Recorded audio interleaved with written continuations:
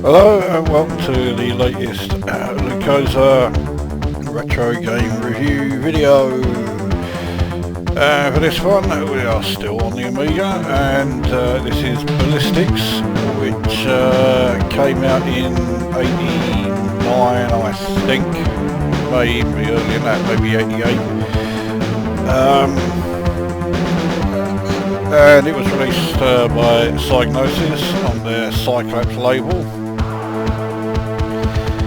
which I always thought was Psygnosis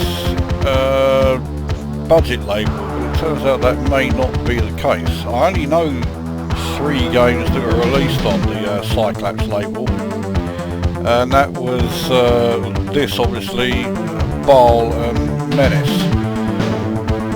Well, at least Menace was good. Now this game was made by Reflections. I think it might be their first game, which means that this game is brought to you by the people who brought you such gems as The Shadow of the Beast, or at least the first 2, and Awesome. Right, let's get the game underway. It's loading while it's saying get ready. You actually spend a hell of a lot of time getting ready. So here we go, the start of the match. Let the game commence. So you have Roger Dean style graphics, even though they really have absolutely fuck all to do with the actual game concept at all. So what are we doing? Well, as you hopefully you can clearly see, we are trying to hit the ball into the opponent's goal by firing these things, which are essentially ball bearings, although I dare say they'll come up with something a bit more technical to describe it. And you have to do it 3 times to get to the 3rd level, or to the next level rather. Likewise, if they score 3 goals against you, then it's game over. Now the trouble with the one-player game of this is, as you can see, you can't actually see the other player's shots or what he's doing. It's done sort of automatically, which makes it feel very artificial indeed. You also notice that there are things on the floor which, if you pick up or if you hit with your shots, give you bonuses, rather like in Speedball 2. And as the levels progress, there are more things on the playing area, like these big rubber band type things that will knock the ball around and whatever, and generally make it harder to score. In the 2-player game, of course, it is, as you would expect, bollocks, I've just sent the ball in my own goal. In the 2-player game, you're both on screen like I am here, so it can get a bit chaotic trying to follow the action. Oh, come on. Now, if you click the letters to spell out Ricochet, you get a bonus of something like 10,000 I think, and it counts as scoring a goal. Right, so it's 2-1. Now perhaps, if you were around in the day, you may remember there was a board game came out called Crossfire, and that is pretty much what this is, which again begs the question, why use these Roger Dean-esque graphics everywhere? They don't fit the game, they don't suit it. Oh bollocks. Right, okay, so it's 2-all. This next play is going to determine who wins.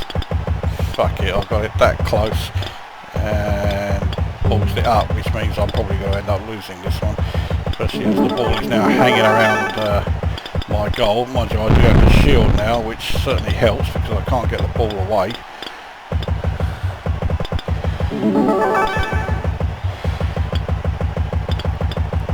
Don't know how long that shield lasts, but I think it just saved me there. And there we go, we managed to fireball up the field, so we win that one. On to what is actually level 3, even though it says level 2, the first level is level 0. So what do I think of it? Well, when you consider how Reflections ended up going, this is probably one of their better games, even though I don't really rate it. The problem I have with it is, okay, the presentation is done fairly well, but what do all these Roger Dean style graphics have to do with the game content? Nothing. You know, there's no reason for them to be there. They're irrelevant, they're pointless, they don't add anything to the game. Well, they do actually, they add the air of why the fuck, you know, are they there in the first place, so they add a bit of confusion. Sound effects are reasonable without being anything remarkable. It almost plays more like a public domain game than an actual game you would spend, you know, money on. And the gameplay itself is quite basic. A lot of the time it doesn't really make a lot of sense. It's reasonable without being anything remarkable. Certainly not the finest game that Psygnosis ever released. It's not the finest Amiga game of all time, that's for sure. There we go, so I finally got that ball in. So I only need to score one more. And all in all, it's pretty bland, pretty forgettable. It's typical Psygnosis fodder really. It doesn't have a great deal going for it, so they've tried to jazz it up with a huge amount of presentation. I only need to get one more C for the ricochet bonus, and that will then count as a third goal. Which is just as well, because I just can't get this fucking ball away from my goal. Mind you, I now have the shield, so that you can't score anyway. Right, there we go. Get up there, for fuck's sake. There we go, and Alright,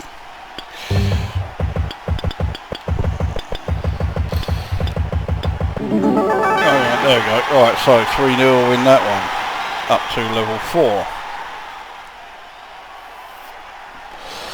So if you fancy something a bit different, assuming that you consider a computerised version of the old Crossfire board game something different, then you may want to give it a go. But it has the last ability of Christmas decorations. There we go, we've got the bonus from Ricochet, but it didn't count as a goal. So last time I did it, I must have got it just as I was about to score.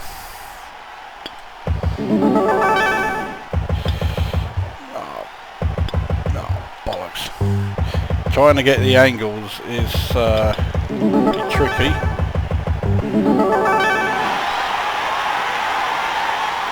Alright, well it said I've just scored. I can only assume it's because I passed 30,000, because I was nowhere near scoring. Right.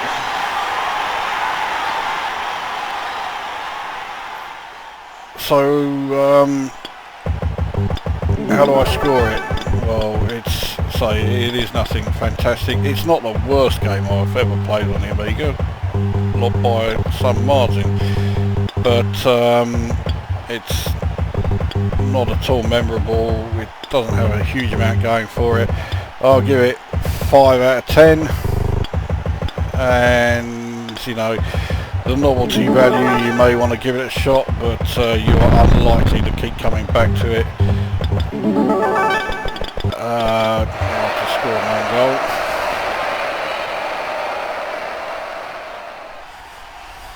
To be honest, I'm more interested in trying to get the bloody letters on the playing area than actually the score.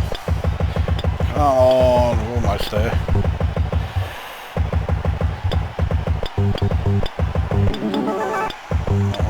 I wanted to get that shield so he couldn't score another goal. Like that.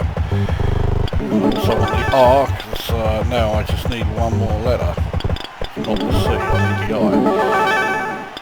Oh, it's just constantly hanging around my fucking goal.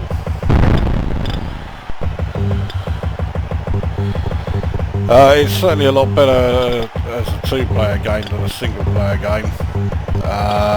It's still not fantastic as a two-player game, but it's better than this. So yeah, I scored this 5 out of 10. There we go, I got the deciding goal there. So we're now up to level 5. It's not that I'm particularly good at this game, it's not that difficult. You can probably get to level 5 pretty much every time.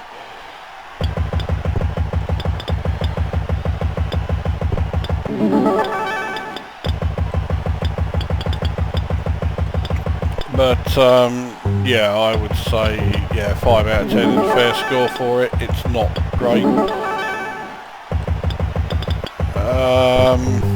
There are much better games on the Amiga than this. So yeah, I've pretty much had enough of this. Come on, hurry up and fucking score goals against me. Oh bollocks, I've got the shield, haven't I? So he can't score.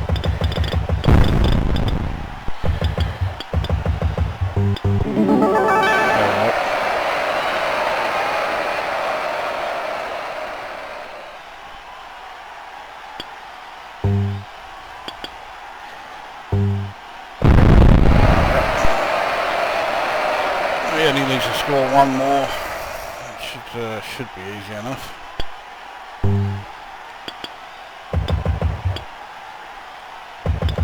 we go. Right, so 3-0 E wins. Well done, isn't that great? So yeah, that is Ballistix then for the Amiga. 5 out of 10.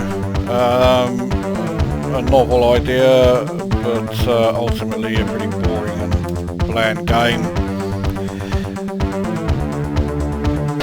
Right, well that brings this video to an end, and we will see you at the next one.